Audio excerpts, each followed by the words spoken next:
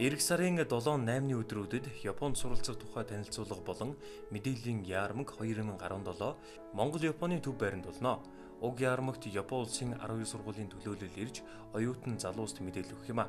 Япон улсын их дээд сургуульд төгссөн төгсөгчдөөс давуу тал, амьдрах орчин нөхцөлгээд Yriltslaga авсан юм а. За энэ жилийн Монгол-Японы төвөөс зохион байгуулж байгаа Японд суралцах мэдээллийн яармагт нийт 12 сургууль оролцож байгаа. Тэгээд энэ дундаас би өөрийнхөө төгсөж ирсэн Асахи их сургуулийн талаар товч танилцуулгыг та бүхэнд өгье гэж бодсон. Манаас би Асахи сургуулийг 2012 онд төгссөн. Тэгээ манай сургууль нь дан ганц их сургууль биш, харьяа хэлний бэлтгэлтэй бас 2 жилийн магистрийн хөтөлбөртэй MBA. Тэгээд хэлний бэлтгэлэнд болохоор Япон хэлийг 4 төвшин анхан шатнаас нь гүнзгий шат хүртэл бол зааж байгаа. Тэгэхээр одоо Япон хэл мэддэггүй оюутан залуус маань ч гэсэн энэхүү хэлний бэлтгэл жил хагас хөтөлбөрт нь хамрагдаад Японы их дээд сургуулиуд болон Асахи их сургуульд элсэж орох боломжтой гэсэн үг. Дээрээс нь Асахи их сургууль нь бол бизнесийн удирдлага, хууль, совилогч болон шүдний эмч гэсэн 4 чиглэлээр бол сургаж байгаа. Яг Асахи их сургуулийн гол онцлог нь юу юм бэ гэх юм бол нэгдүгээрт харьцангуй төлбөр хямд байдаг. Хоёрдугаарт бол өөрийн гэсэн 2 имлэгтэй, тэгээд оюутан залуусаа бол ямар нэгэн байдлаар өвдлөөхөд имлэгтэй үн төлбөргүй үзүүл одоо эмчилдэг нь бол давуу талтай байгаа. Тэгээд Асахи их сургууль нь Нагоятай ойрхон Гифу мужид бол байрладаг. Нагоягаас 40 км зайтай. Тэгээ амьдрах нөхцөлийн хувьд гэх юм бол Гифу нь бол далаагаас алслагдсан муж.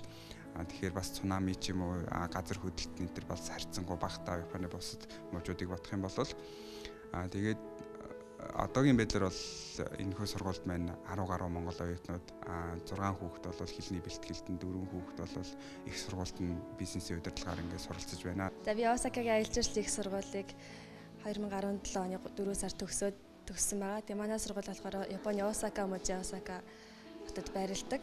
Тэгээд аялал жуулчлал олон улсын харилцаа гэсэн 2 техниктэй үйл ажиллагаа явуулдаг. Тэгээд яг аялал жуулчлалын мэргэжлэр дагнасан сургалт явуулдаг гэдгээр Японд цорын ганц их сургууль байгаа. Тэгээд за энэ 10 сард болох үзэгдлийн армагт манай сургуулийн анхудаага оролцож байгаа.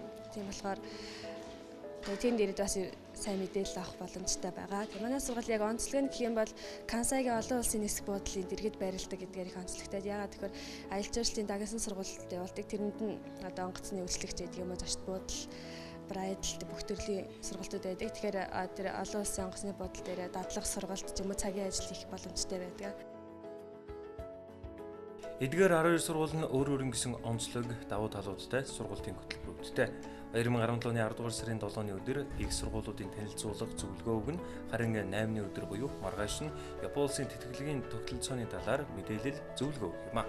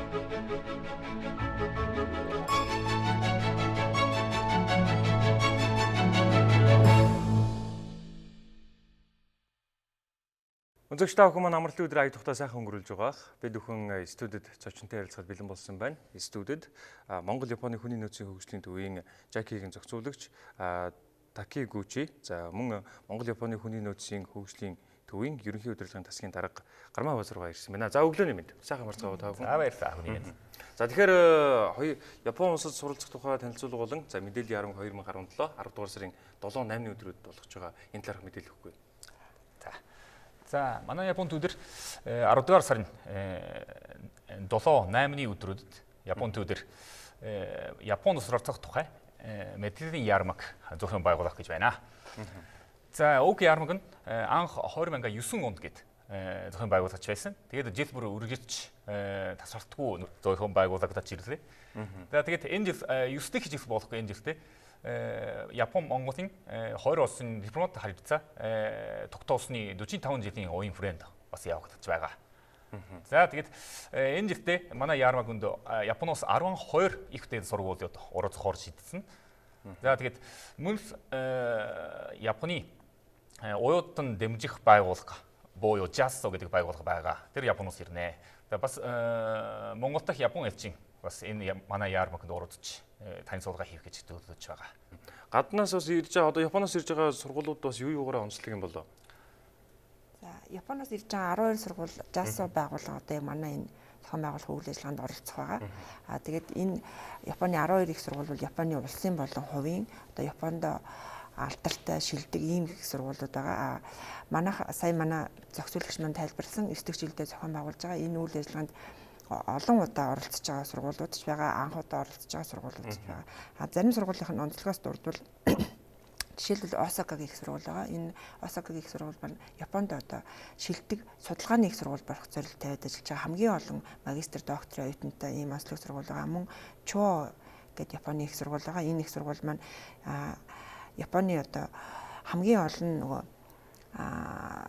төрийн албаны шалгалт, хуульчийн шалгалтанд тэнцсэн ийм төгсөгчдийг бэлтгэж гаргадаг ийм онцлогтой сургууль байгаа. Мөн Японы энэ оролцож байгаа их сургуулиуд маань магистрийн хөтөлбөрт мэргэжилтэн бэлтгэдэг сургуулиуд мөн зөвхөн англи хэлээр, Японы хэлээс гадна англи хэлээр бас магистр, доктор сурах боломжтой ийм сургуулиуд бас байгаа.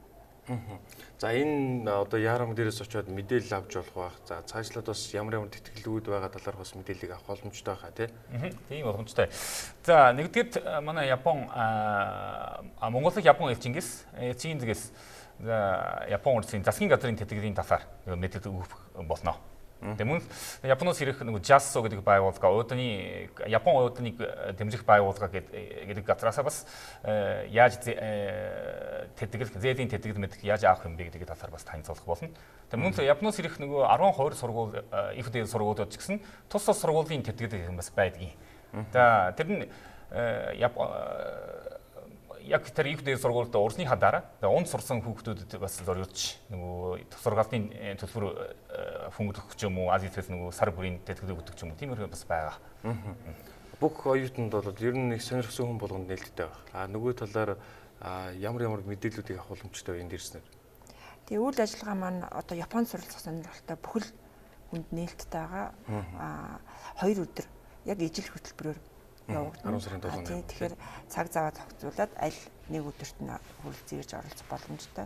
Хамгийн гол нь яг тухайн сургуулийн одоо хариуцсан мэрэгжилтэн хүмүүс ирж байгаа учраас яг сургуулийнхаа мэдээллийг тэр сургууль суралцахад ямар одоо тий шаардлага хангасан байх уу, ямар бичиг баримт материал бүрдүүлэх ёстой вэ, одоо ямар шалгалт өгөх үү, одоо ямар мэрэгчлэр суралцах уу гэдэг ийм бүр яг одоо нарийн дэлгэрэнгүй тий хамгийн бүрэн мэдээлэл өгөх ийм зорилготой байгаа. Тэгэхээр сонирхсан хүн болгон яг өөрөө ганцаарчлан зөвлөгөөний болон дээр нь очиод яг энэ мэдээллүүдээ тухайн яг сургуулийн хариуцсан хүнээс нь шууд авах боломжтой юм байна.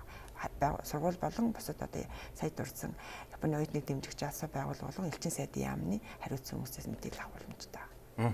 Одоо энэ гурвуулгийнхын урд маш олон номнууд байна л да. Сурах хүчтэй байх шиг байна тий. Тэгэхээр ер нь Япон хэл сурахад хэр хүндрэлтэй байдığım бол мэдээж хамгийн анхны Японд очиод хэлний бэлтгэлдээ суудаг юм болов эсвэл эндээсээ бэлдээд явдаг юм болов? За тэр Аз яг татанд болно. Ямар шугар яах юм бэ гэдгээс болж хамаарна. Жишээлбэл Японы нэг засгийн газрын тэтгэдгийн юу шугамаар уучвал Японд нэг жил нэг Япон хэлний давтаа гэдэг юм байдаг. Тэгээд дараагаар нь өөрөө нэг юу бакалавр ч юм уу, нэг курсын ч юм уу, нэг мэргэжлийн сургууль ч юм тэнд урддаг. Харин хувийн юугаар урах юм бол их сургууль, дээд сургууль болгоно. Ерөнхийдөө юугаа байдаг нэг хэлний даалтгийн курс гэдэг юм байдаг. Тэнд Япон хэл үзээд тэгээд хажуугаар нь Япон хэлийг сурж агаад тэгээд өөрийн мэргэжлийг бас үзэх боломжтой. Дээрээс бас хичээл ч гэсэн дан японоор биш. Англиар хичээл заадаг сургууль гэдэг бас байдаг. За энд бол одоо бүх чиглэлийн мэргэжлүүд бас байгаа бах тийм. Энийг бас дэлгэрүүл ярихгүй. За ерөнхийдөө бүх салбар нь яг Монголд айлхан нөгөө факультетууд байгаа. Тэгээд бүх мэргэжлийн салбар сурах боломжтой. Сүүлийн жилүүдийн Японы их сургуулийн онцлогийг хэлбэл ялангуяа нөгөө анагаах ухааны чиглэлээр мөн за инженер нөгөө технишангийн чиглэлээр сурах уутнуудыг Японд нөгөө сургах сонирхол маш их байгаа. Тийм болохоор энэ удаа ч гэсэн инженерийн за техникийн сургуулиуд ч гэсэн бас урагдж байгаа. Мэдээж одоо Япон улс бол одоо техник технологийн өндөр сургалттай хөгжсөн юм уу сурна шүү дээ. Тийм учраас яг энэ чиглэлээр бас илүү сурвал бас оюутан залуус маань бас илүү хэрэгтэй юм болов. Дээрээс нь Япон улс ч бас 2020 он гэл одоо олимпик шиг ажлын бэлтгэлтэй байгаа хаа тийм бай.